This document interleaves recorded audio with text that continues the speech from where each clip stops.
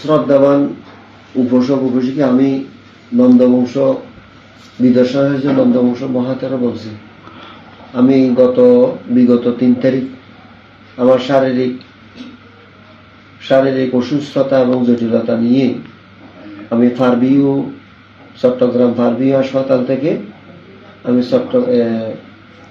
থাইল্যান্ডের উদ্দেশ্যে উচ্চতর চিকিৎসা গ্রহণের জন্য থাইল্যান্ডের উদ্দেশ্যে আমি যাত্রা করি। থাইল্যান্ডে কিডনি বিশেষজ্ঞ এবং আমার শারীরিক সমস্ত কিছু চেক আপ করার পরে তখন আমার নিকট ধরা পড়েছে কিডনির জটিলতার বিষয় নিয়ে। তো তারা বলছে, ডাক্তাররা, আপনি যদি দীর্ঘদিন বেঁচে থাকতে চান, স্বাভাবিক জীবনে ফিরে পেতে চান, তাহলে আপনাকে কিডনি প্রতিস্থাপন করতে হবে। কিডনি প্রতিস্থাপন করতে গেলে আপনার বহু টাকা পয়সা খরচ হবে। সুতরাং আমি তো একজন বৌদ্ধ ভিক্ষু, সুতরাং এত টাকা পয়সা আমার মধ্যে নাই।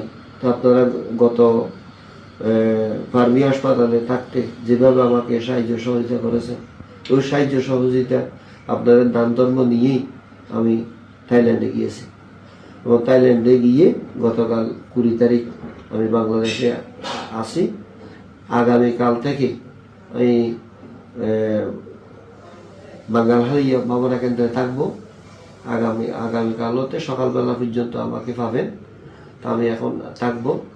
সুতরাং কিডনি বিশেষজ্ঞরা তারা চিকিৎসা শেষে আমাকে বলেছেন আমার কিভাবে খাওয়া দাওয়া করতে হবে, কিভাবে চলাফেরা করতে হবে, কিভাবে এইগুলি আমাকে দিয়েছে, এগুলি জটিল বিষয়। সুতরাং আমি শাসন সধর্মের জন্য কাজ করতে গেলে আমাকে বেঁচে থাকতে হবে। বেঁচে থাকতে হলে আমাকে কিডনি প্রতিস্থাপন করতে হবে। এই ব্যাপারে আপনারা একটু চিন্তা ভাবনা করবেন। আমাকে যেভাবে আগে সাহায্য সহযোগিতা করেছেন, এভাবে যদি আপনাদের সাহায্য সহযোগিতা পাই, হয়তো আমি সামনের দিকে আগাতে পারবো।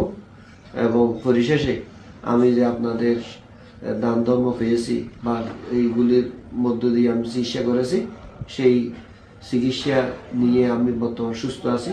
এই জন্য আপনাদেরকে প্রত্যেককে পুণ্যদান দিচ্ছি।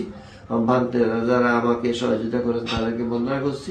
আমার যারা বড় এবং যারা ছোট তাদেরকে পুণ্যদান দিচ্ছি।